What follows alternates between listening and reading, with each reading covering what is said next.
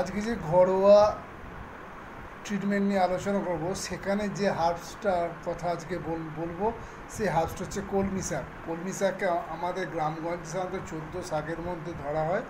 কলমি শাক যেমন শাক হিসাবে খাবার হিসাবে ইউজ করা হয় এবং এর কিছু মেডিসিনাল ভ্যালু আছে।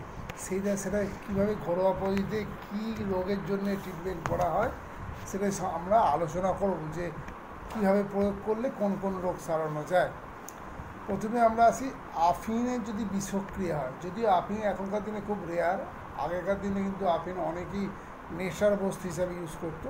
সেই আফিন যদি খুব বেশি পরিমাণে নেওয়ার ফলে যে বিষক্রিয়া হয়, সেই বিষক্রিয়া যদি হাতের কাছে কোনো কিছু না থাকে সেখানে কলমি শাকের রস যদি খাইয়ে দেওয়া হয় তাতে কিন্তু অনেকটা ভালো কাজ হয়। এছাড়া যাদের ধরুন খুব সহজেই শুক্রস্খলন হয়ে যায় তারা কলমি শাকের রস 2 চামচ, তার সঙ্গে অশ্বগন্ধা চূর্ণ 1.5 চামচ বা 1.5 গ্রাম মতো মিশিয়ে দুধের সঙ্গে যদি খায় তাহলে 10-12 দিন খাওয়ার ফলে তার কিন্তু শুক্রস্খলন বন্ধ হয়ে যায়। তাহলে শুক্রস্খলন বন্ধ হওয়ার জন্য বিশেষত রাত্রিবেলা ঘুমের ঘরে যাতে শুক্রস্খলন হয় সেই পেশেন্টের জন্যে 2 চামচ কলমি শাকের রস, 1.5 গ্রাম অশ্বগন্ধা চূর্ণ হালকা গরম দুধের সঙ্গে মিশিয়ে খেতে হবে, অবশ্যই খাওয়া দাওয়ার পরে। এছাড়াও যেসব শিশুরা রাত্রে জাগে দিনে ঘুমোয় এবং তার জন্যে তাদের মল কঠিন হয় এবং দুধ তোলে, সেই বাচ্চাদের গরম দুধের সঙ্গে 10 থেকে 20 ফোঁটা যদি কলমি শাকের রস খাওয়ানো যায় তাহলে কিন্তু এই উপদ্রবটা অনেকটাই কিওর হয়ে যায়। বসন্ত রোগ যারা প্রতিরোধ করতে চায় যাতে বসন্ত রোগ যাতে না হয় সেই জন্যে কিন্তু কলমি শাকের রস প্রত্যহ গরম দুধের সঙ্গে মিশিয়ে খেলে রোগ প্রতিরোধ ক্ষমতা বাড়ে এবং বসন্ত রোগ থেকে প্রতিরোধ ক্ষমতাও বাড়ে।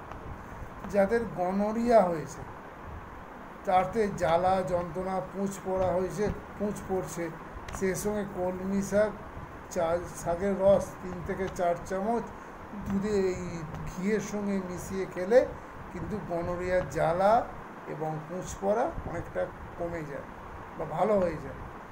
এছাড়া যাদের দুধের পরিমাণ মানে মাতৃদুগ্ধের পরিমাণ কমে গেছে, বাচ্চাকে ঠিকমতো মাতৃদুগ্ধ দিতে পারছে না বা বাচ্চার পেট ভরছে না, সেই ক্ষেত্রে দুধের পরিমাণ বাড়াবার জন্য কলমি শাকের রস 3 থেকে 4 চামচ একটু ঘিয়ে সাঁতলে সকাল বিকাল 2বার করে খেলে কিন্তু দুধের পরিমাণটা বাড়ে। এছাড়া যদি ঠুনকো হয় সেক্ষেত্রে কলমি শাক বেটে অল্প গরম করে স্তনে লাগাতে হয় বা ওই শাকের জল দিয়ে ধুলে কিন্তু ঠুনকো রোগ অনেকটাই ভালো হয়ে যায়। খুব তাড়াতাড়ি এটা কিন্তু রেসপন্স করে, 2-3 দিনের মধ্যেই এটা অনেকটা ভালো হয়ে যায়।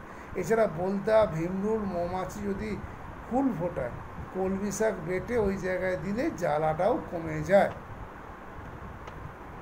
এই ছিল আজকে আমাদের কলমি শাকের ঘরোয়া প্রয়োগ। আপনাদের যদি আমার এই ভিডিওটা ভালো লাগে তাহলে আপনাদের রিকোয়েস্ট করবো এই ভিডিওটা লাইক, শেয়ার এবং আমার চ্যানেলটা সাবস্ক্রাইব করার জন্য। নমস্কার।